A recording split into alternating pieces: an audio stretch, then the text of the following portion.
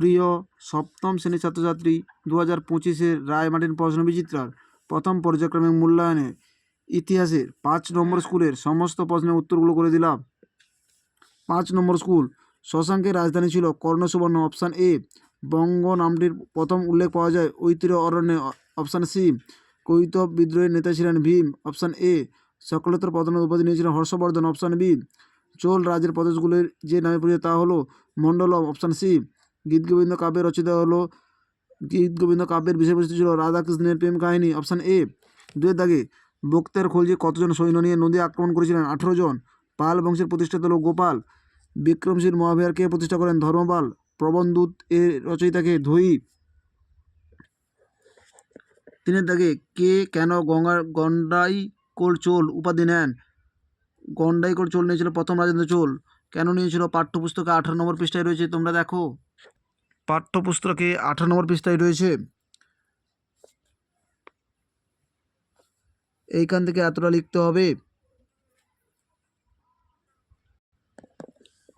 হিজরত কি? রায়মার্টিন সরকার 24 নম্বর পৃষ্ঠায় 23 থেকে প্রশ্নের উত্তরটি তোমরা আগের স্কুলে দেখানো আছে, ওখান থেকে একটু দেখে নিও। রামচরিত কাব্য কে রচনা করেন? সন্ধ্যাকর নন্দী।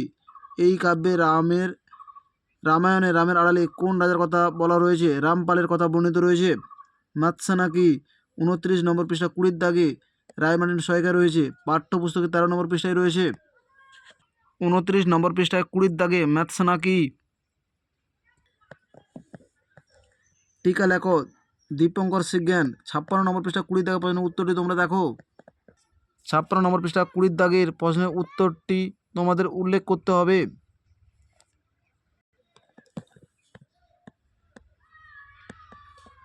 চর্যাপদ সম্পর্কে কি জানো? 59 নম্বর পৃষ্ঠায় 19 দাগের প্রশ্নের উত্তরটি তোমরা দেখো। 59 নম্বর পৃষ্ঠায় 19 দাগের প্রশ্নের উত্তরটি তোমরা দেখো। 5 দাগে ত্রিশক্তি সংগ্রাম কি? এই প্রশ্নের উত্তরটি 20 নম্বর পৃষ্ঠায় 14 দাগের প্রশ্নের উত্তরটি তোমরা দেখো। 20 নম্বর পৃষ্ঠায় 14 দাগের প্রশ্নের উত্তরটি হলো ত্রিশক্তি সংগ্রাম।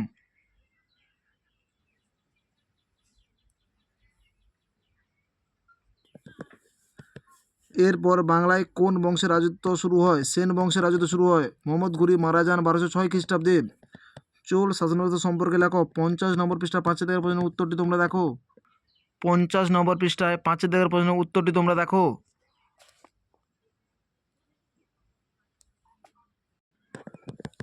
নালন্দা বৌদ্ধবিহার সম্পর্কে যা জানো লেখো।